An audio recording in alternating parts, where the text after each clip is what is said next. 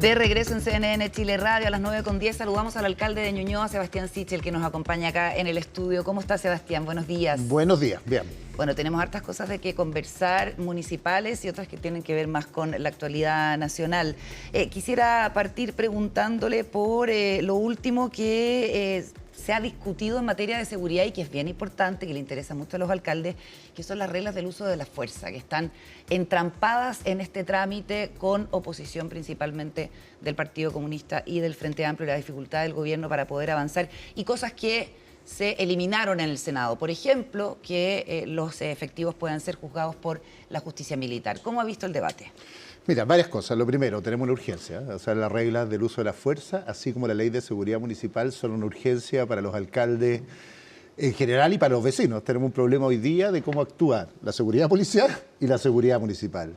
Lo segundo, creo que el ministro Cordero está entrampado solo. Yo tuve conversaciones con él, estaba más o menos de acuerdo con el proyecto y algo pasó en el fondo, o más bien, sabemos lo que pasó, que como que se lo vetaron dentro de su mismo sector, a pesar de que era un proyecto que estaba impulsando directamente, y creo que es un error que tiene esa coalición en general en el gobierno, ¿no? Deberían ponerse de acuerdo respecto a cuál es su visión en materia de seguridad, porque los alcaldes de su sector están de este lado de la mesa, estamos bastante de acuerdo en general, el mundo de los alcaldes respecto a la necesidad de las medidas en general. Y por lo tanto creo que es urgente que apruebe el proyecto de ley y que se ordene la coalición de gobierno. Debe ser de las situaciones más raras que hemos visto, que el gobierno está en desacuerdo consigo mismo, para decirlo de alguna manera. Y la urgencia tiene que ver con que mientras más demoramos estas medidas, más inseguro se vuelve el país, porque no tenemos protocolos para actuación en el Estado de Derecho en general de Carabineros, y yo lo digo en materia de seguridad municipal, que también estamos entrampados, ha pasado piola, pero tampoco avanza el proyecto. ¿Ese es el proyecto que incluye, por ejemplo, el nuevo estatus para los guardias? Sí, claro, para los inspectores municipales, pero no solo el estatus jurídico, primero que existan, ¿eh? Esto es la anomalía más rara del Estado chileno.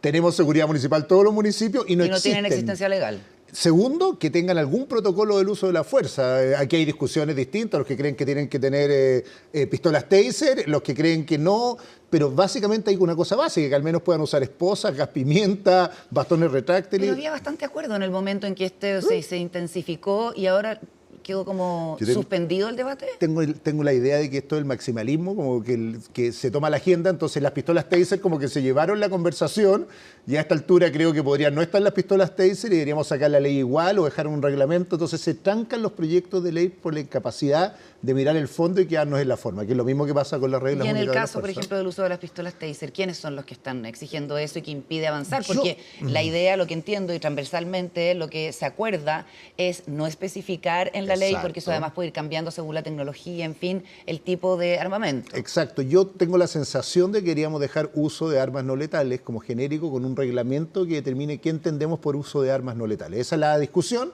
Y hay algunos que quieren que no salga el término de uso de armas no letales y hay una segunda fase de discusión. A ver, ya. Ya, deja la segunda y hablemoslo, pero que es bien importante, que es, hoy día la ley habla solo de mecanismos de defensa, armas para la defensa. Y el problema que tenemos con seguridad municipal no son solo las armas para defensa, es la necesidad de mantener la detención hasta que llegue Carabineros. Claro. Y por lo tanto, con el artículo que tiene hoy día, yo te diría, no pueden usar esposas, por ejemplo. Claro. Entonces, no los pueden retener, o sea, los pueden retener, pero... Pero claro, pero como con una llave, claro. O sea, es bien raro y por lo tanto yo creo que debería usarse un mecanismo que hable de armas para facilitar la detención y además, en general, todas las demás que determina el reglamento. Pero como no está eso claro, estamos empantanados en eso y es súper determinante. A mí, si como alcalde me dice, mira, usted va a tener inspectores municipales con contrato de trabajo, que ya los tenemos acá, no somos parte de una corporación en Ñuñoa y nada, pero no pueden usar ninguna herramienta para facilitar la detención, le diría el proyecto me sirve bien poco. Lo que pasó anoche en un portonazo, que logramos capturar a las personas, es de un riesgo vital para los inspectores municipales de loco. Están reteniéndolos con llaves, o sea, con manos, a gente con armas y por lo tanto tiene que haber mecanismos. Y eso es lo que lo empantanó, que es más o menos la misma discusión con las reglas del uso de la fuerza. Me gustaría saber quién particular es lo que tiene esto. Bueno, el tema de la proporcionalidad, que no haya quedado, igual es un tema bien de fondo, ¿cierto? Yo tengo la proporcionalidad en el uso de la fuerza de los agentes del Estado que están mandatados para hacer el uso del armamento quedó fuera. Estoy de acuerdo, pero hay una cosa que al final... Quedó la racionalidad. Quedó la racionalidad en el uso de la fuerza, pero en materia jurídica yo creo que siempre hay salidas. Por lo tanto, determinar qué es la racionalidad en un reglamento facilitaría esta discusión. Porque si tú un reglamento determina qué es racional y qué no es racional, permite facilitar la discusión. Y esto tiene que ver con el maximalismo. Copiamos a Estados Unidos, estos somos tan lesos, que quedamos paralizados porque alguien se instala en un concepto, pistolas taser, no pistolas taser, proporcionalidad o racionalidad, y no somos capaces de buscar una salida consensuada respecto a esto. Yo creo, aquí abogado puro, digo, racionalidad determinada en reglamento nos permite determinar qué entendemos por racionalidad, y ahí la discusión no es conceptual entre proporcionalidad y racionalidad, sino que es respecto a una determinación concreta de qué entendemos racional. Yo creo que ahí hay una salida en general. A ver, en términos generales, la seguridad sigue siendo súper importante para la ciudadanía, lo muestra la última encuesta CEP. Orden público, economía y educación son cuestiones que le interesan a la ciudadanía. Y respecto del orden público, evidentemente es un tema prioritario en las campañas presidenciales. Usted es uno de los voceros, podríamos decir, de la campaña de Evelyn Matei, que en esta materia ha hecho sus propuestas, pero que tiene al lado a dos figuras de la derecha que quieren ir mucho más allá, ¿cierto? A pesar de que las propuestas de Matei son bastante similares a lo que en un primer momento propuso José Antonio Kast respecto en materia fronteriza, o la construcción de cárceles, que el gobierno salió a, digamos, fustigarla porque ya se estaba construyendo una cárcel en el desierto. ¿Cómo ve la línea argumentativa de la campaña de Evelyn Matei en este contexto de, digamos, amenaza y desafío? Mira, lo primero, tenemos una crisis de seguridad, no solo que duda cabe, sino que lo veo como alcalde. Yo creo que es la prioridad número uno, y por nuestros datos de encuesta, número uno por lejos en Ñuñoa y también a nivel presidencial. Y aquí hay dos formas de enfrentar este debate, con el populismo. Y el populismo tiene dos dimensiones. Uno, yo diría, como el populismo ultraderecha, que dice que casi lo que hay que hacer es castrar, perseguir y matar si es necesario. Y con el populismo izquierda, que dice que esto es como una mitología y que en realidad... Y lo he visto muy fuerte en mi consejo, que es muy frente amplio, que vota contra cualquier medida de seguridad porque siempre hay un riesgo de tomar algunas medidas de seguridad. Yo entiendo que lo que está haciendo Evelyn Matei es entender que es una prioridad y que lo que está priorizando es básicamente lo que entendemos que es la crisis principal del problema de seguridad. Uno, tenemos un problema de cárceles. Las cárceles son la escuela del delito, como lo dicen todos los especialistas, y por lo tanto tenemos que especificar y tener cárceles que discriminen el tipo de delincuentes que tenemos. Y dos, tener medidas más efectivas de persecución del delito, que es lo que he estado persiguiendo. Lo demás, respecto a la construcción de zanjas, cierre de fronteras y todo este discurso que se instaló, incluso en mi campaña presidencial, creo que son medidas más bien paliativas para el ingreso, pero hoy día tenemos los dos factores críticos que lo veo todos los días. La mitad de la gente que hace portonazo en Ñuñoa son menores de edad que salen de la cárcel al otro día y que se educan normalmente dentro de las cárceles para cometer delitos. ¿Y esto que dijo en algún momento la candidata Evelyn Matei de reponer la pena de muerte? Yo no estoy de acuerdo y lo he dicho siempre, pero creo que ella también ha sido coherente con decir que está de acuerdo. Yo soy parte de una coalición en que acepto que haya diferencia entre nosotros y lo dije públicamente, no estoy de acuerdo, en general porque creo que es una medida poco efectiva. Primero por un tema humanitario, en general, pero segundo porque creo que no hay datos que demuestren que hay menos delitos donde hay pena de muerte. Mira lo que pasa en Estados Unidos y por lo tanto es una medida ineficaz, pero sí respeto que por lo menos lo de ella no fue un cambio respecto a la campaña presidencial, sino que ha sido su postura siempre y la verdad la tenía clara incluso antes de apoyarla, así que no es algo que para mí sea determinante. Como también ha sido su postura siempre que en Chile había una guerra civil y que el golpe de Estado fue sí, inevitable. Eso es una diferencia que es reconocida. O sea, yo creo que todos los golpes de Estado son evitables, todos, siempre. ¿Y usted lo conversó con la candidata en su momento? Lo conversé y creo que en esto ella misma después pidió disculpas. Yo sí creo que ella tiene una postura en materia de derechos humanos que ha sido bien clara, siempre. No tengo dudas si no la estaría apoyando. Y quizás tengo esa diferencia fundamental y me pasó en la segunda vuelta presidencial con José Antonio Kast, por ejemplo, que él pedía liberar a los presos de Punta Peuco y yo de acuerdo es que le pedí que firmara una carta democrática y me sacaron la mugre por eso, donde hay diferencias de fondo. Yo creo que una mala declaración no hace una mala postura y lo que he visto siempre con él en materia de derechos humanos, en materia del golpe, tiene que ver con una visión que por lo menos a mí me satisface y me deja tranquilo. Mi posición es bien evidente, no solo soy contrario al golpe de Estado, sino que creo que el golpe de Estado es completamente evitable en cualquier circunstancia en la humanidad, sino para qué estamos los demócratas. O sea, indultar a presos en Punta Peuco es una cosa que no debiera estar en el programa en el horizonte de Evelyn Matei. Yo espero que no y siempre he creído lo mismo. Creo que al final nosotros tenemos que entender que los derechos humanos son una prioridad en las políticas públicas transversalmente. A mí me encanta la centro-derecha uruguaya en ese sentido. En una mirada que básicamente entiende que los golpes de Estado no solo son anomalías, sino que son tragedias. Ya que murió Vargas Llosa hasta hace pocas semanas, no hay dictaduras buenas desde mi perspectiva. Vamos a la situación de Emilia Ríos, la exalcaldesa de Ñuñoa. La Contraloría se pronunció sobre su renuncia al Consejo. Ella es actualmente subsecretaria de Deportes. Y lo que establece la Contraloría es que lo que procedía era una renuncia formal ante el Consejo, ¿cierto? Porque además, en primera instancia, ella iría a competir por un cargo parlamentario y eso luego cambia. ¿Cómo se ha recibido en el Consejo y qué cree usted que tiene que pasar? ¿Qué se puede hacer? Además, administrativamente, tiene que salir de la moneda e ir a renunciar al Consejo. Mira, es un temón por dos cosas. La primera es la que tú dices, el nivel de impericia administrativa o más bien de falta de prolijidad es increíble, ¿eh? Un día dice que va a ser candidata o dice que está viendo posibilidades electorales, al otro día sube subsecretaria y renuncia de mala forma. Pero hay algo un poquito más grave que estamos investigando, que es que ella renuncia con fecha 14, mira el dato, 14 de noviembre, pero yo pensé que ese día era el día de presentación de la renuncia. No, ese día ella pone la renuncia, pero la hace efectiva el día 16. Sin embargo, asume como subsecretaria el día 15. Y por lo tanto ya no es solo un error administrativo de cómo presentó, sino que cuando había presentado la carta de renuncia y cuando asume como subsecretaria todavía era alcaldesa. Y ustedes pueden ver las redes sociales de la municipalidad, y el día 15 actuaba como alcaldesa, subía cosas como alcaldesa y al mismo tiempo era subsecretaria. Entonces estamos viendo, se le pagó ese día, hay puros errores administrativos atrás y por lo tanto estamos pidiendo no solo ver cómo se reintegran los fondos de ese día pagados, sino qué actuación administrativa puede haber tomado teniendo las dos funciones, ¿eh? Porque increíblemente lo que dice la Contraloría es que ella el día que fue subsecretaria deja de ser alcaldesa de pleno derecho, ipso iure, dice. Sin embargo, estaba cumpliendo ambas funciones y ya... Eso, mira, a mí me ratifica lo que yo he visto en el municipio, que el nivel de desorden administrativo, la impericia en general, nunca presumo mala fe y creo que no hubo mala fe en la administración, pero tengo una querella por la Corporación Cultural porque se presentaron cheques como rendidos no pagados y te das cuenta que eso que se dice, que el Frente Amplio le faltaba experiencia para gobernar en la vida real de una municipalidad, es súper evidente en cosas tan torpes como no saber cómo renunciar cuando dejas el cargo, hasta cosas más profundas que presentar como rendidos cheques no pagados. Ustedes tienen una causa ahí. Sí, tenemos una causa que está avanzando súper fuerte y que va a tener mal final. Ahí lo digo porque tengo los cheques guardados en un cajón y están rendidos como pagados al proveedor. Y dicen, bueno, es que no había fondos y no los entregamos. Y diría, bueno, está bien, pero no puedes tú emitirlo como parte de una rendición. Son así de gruesos los detalles y demuestra una inexperiencia total en la administración pública.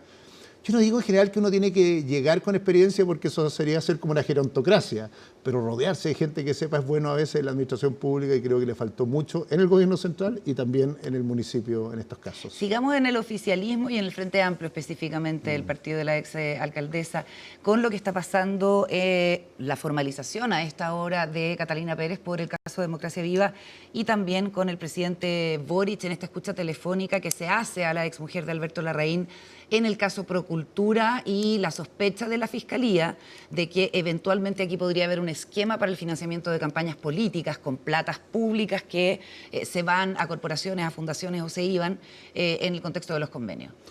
Mira, lo primero para mí está claro que hay un mecanismo de defraudar al fisco, ¿eh? Un caso puede ser una excepción, dos casos ya son una regla con esta magnitud de transferencias de recursos, porque no son dos casos, en realidad son 30 casos porque son muchos gobiernos regionales, muchos gobiernos, muchos 12 municipios. o 13. Claro, y por lo tanto lo que tenemos en la práctica es una regla. ¿Y cuál era la regla? Se crearon fundaciones o fantasmas, como el caso de Democracia Viva, o que expandían sus funciones hasta lugares insospechados como Procultura para sacar plata del fisco. Esa es la primera evidencia que tenemos en este caso. Y lo segundo es que el fin de esos recursos no era para lo que se solicitaban, para ayudar en este caso a los más pobres, para hacer programas de salud mental, etcétera, sino que para financiar actividad política. Puede ser, eso tendrá que verlo el tribunal, o para financiar campañas, que a esta altura me parece da lo mismo, o para financiar actividad política. Digo da lo mismo porque la gravedad es la misma. Como que nos centramos mucho si financió la campaña de su pareja, Valbontín, de no sé quién. En realidad, si esa plata de los chilenos no se usaba para lo que estaba destinada, ya era malo. Y mi sensación con Democracia Viva y ahora con Procultura es que se financiaba para hacer proselitismo político, en los campamentos, en los barrios, y eso es una finalidad perversa para usar recursos públicos, sobre todo cuando tenemos los problemas que tenemos de marginalidad, pobreza, campamentos, salud mental en Chile. Entonces, a mí me preocupa que el debate gire en torno a si financió una campaña o no, si eso es como el mínimo minimorum que no lo haga, Pero lo que está claro es que quienes participaban en esta fundación, Irina Caramaro en este caso, siempre han ligado a partidos políticos. Hay algo raro, ¿eh? Yo he estado ligado al mundo de trabajo social toda mi vida, y la idea como de una fundación en que todos militan al mismo lado, todos apoyan la misma campaña, es rara, es anómala, no pasa en el Hogar de Cristo. ¿Usted cree que Irina Caramanos tiene una vinculación porque a ella la, digamos, liberaron de cualquier... No jurídica, pero política. Es que lo digo, es raro. Que de cualquier responsabilidad eventual. La Fiscalía dijo que no era sujeto de interés en la investigación. Estoy de acuerdo, pero tomemos 3 fundaciones históricas, la Teletón, Cuaniquem y Bombero. Pucha, qué raro que ahí haya diversidad de colores políticos, que uno pueda encontrarse con un bombero de izquierda y un bombero de derecha, en la Teletón con alguien neutro, y justo estas fundaciones solo se contratan y son gente que es del mismo sector político, y ahí viene mi suposición de fondo. Pero es que eso está por ahí nomás, porque los contratos de Procultura eran con gobiernos regionales transversales, o sea, el caso Manicure en el gobierno regional de la Araucanía. Sí, pero de Procultura no. Había otras fundaciones que cometían el mismo pecado, pero el caso de Procultura, insisto, mira los bomberos y te vas a encontrar con bomberos transversales, para decirlo de alguna forma, y Procultura no. O sea, es raro que haya fundaciones cuya misión es social en que se contraten solo gente con la misma militancia, la misma adhesión política, y eso debería levantar una sospecha. Y más, que es lo que pasa con Procultura, si pasa a ser la fundación que recibía, era la 13ª o 14ª en donaciones del Estado, a ser la 3ª después del Hogar de Cristo y la Teletón. Entonces uno diría decir, chuta, algo pasó que justo el sesgo político del gobierno que entró tiene que ver con los niveles de recursos de la fundación. La Teletón recibe lo mismo, o el Hogar de Cristo independiente del gobierno de turno. No pasa lo mismo con este tipo de fundaciones, y esa es la sospecha principal. Yo lo entiendo.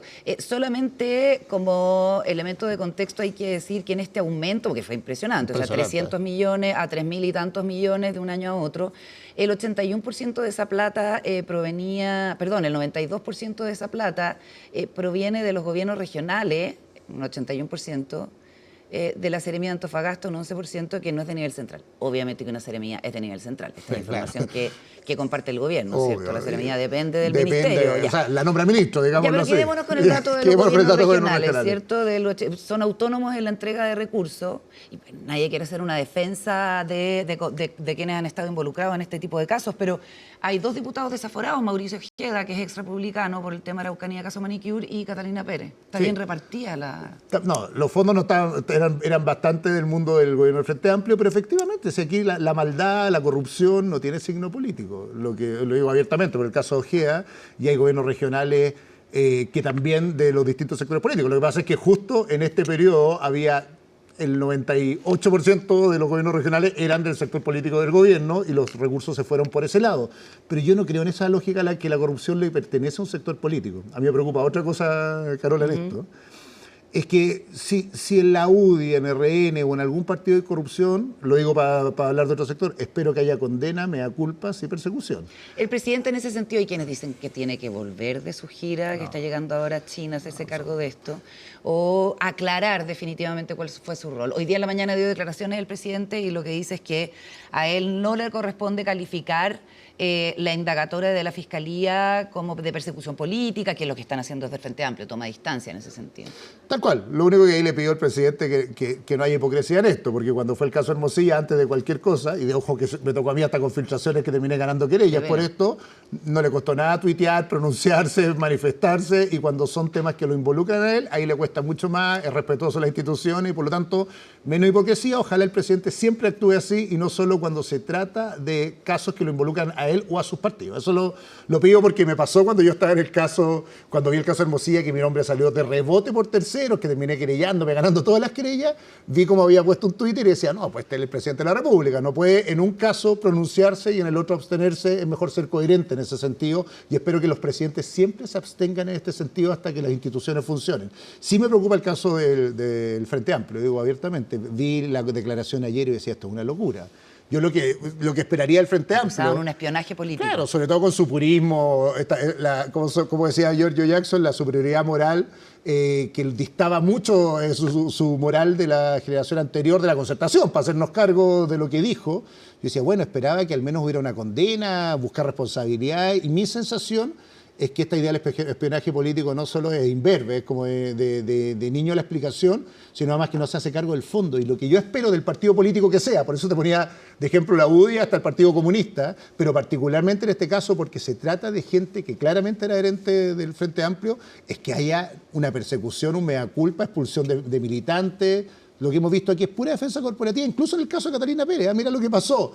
De repente, como que volvió, ¿te acuerdas? Fue una gira presidencial, la reconocieron de vuelta. Oiga, por favor, hagan transparente y persigan a los militantes que estuvieron involucrados. No se los pido a ellos por yo no ser de ese sector, se lo pido lo mismo a cualquier partido cuando hay estos escándalos de corrupción. Lo que necesitamos son partidos que no sintamos que protegen estos casos, sino que los persiguen cuando involucran a personas que no son propias. Nos queda poco rato. Ya. Quisiera que volviéramos a Ñuñoa con la preocupación de los vecinos, especialmente de quienes viven en torno al Estadio Nacional, por el proyecto de la instalación de los parquímetros, ¿cierto? Dicen que no se oponen en principio que se pongan, pero les gustaría que fuera más participativo y más clara toda la información en torno a la licitación. De hecho, le mandaron una carta directamente a usted. Dicen que el problema son los estacionadores ilegales y que si se instalan parquímetros, muchos vecinos se van a ver afectados, que es lo mismo que dice la gente de oposición a su gestión en el Consejo, sí. ¿No? Mira, tres cosas bien importantes con los parquímetros. El fondo. Es raro que el Estadio Nacional no tenga nada que ver con Ñuñoa, y lo digo así abiertamente. Cada vez que va a Bad Bunny ahora, se le pagan recursos al Estado Central, al IND, no tiene estacionamiento, todos los ingresos que provoca Bad Bunny quedan en el gobierno central. Y puro costo ni un beneficio. Ni un beneficio, puro impacto.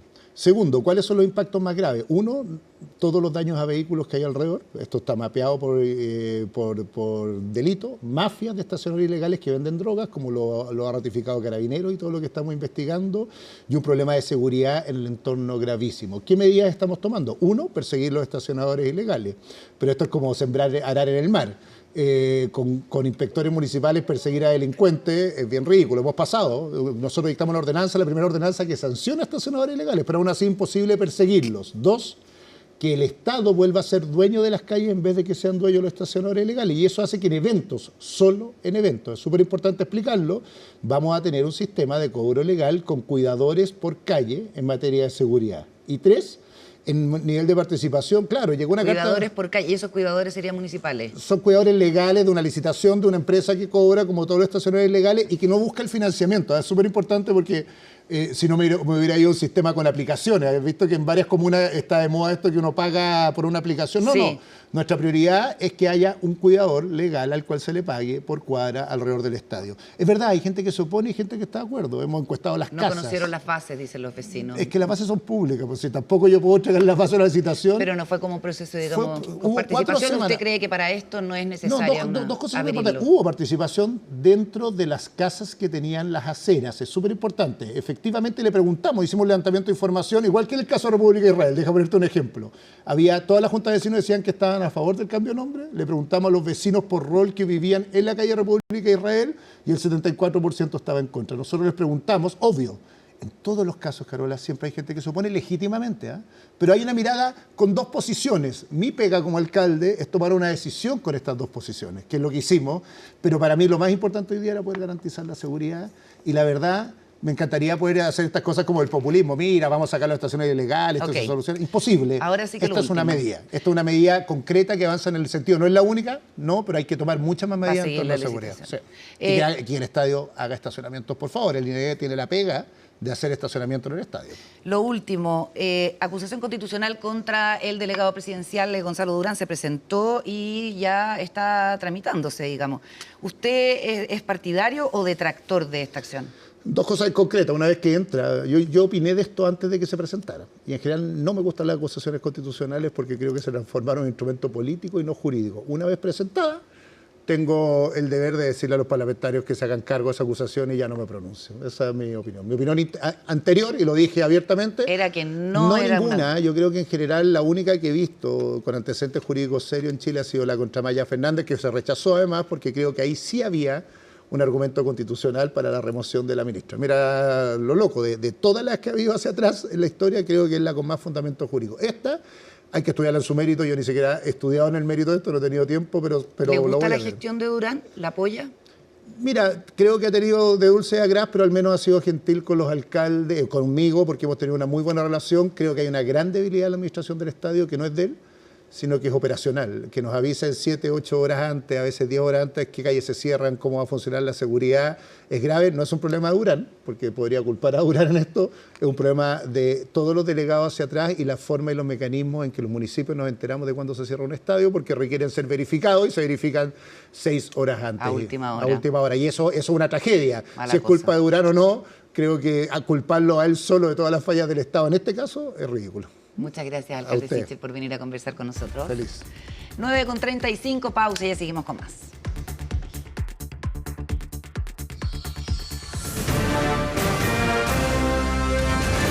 Hacemos una pausa y ya regresamos con CNN Chile Radio, AM.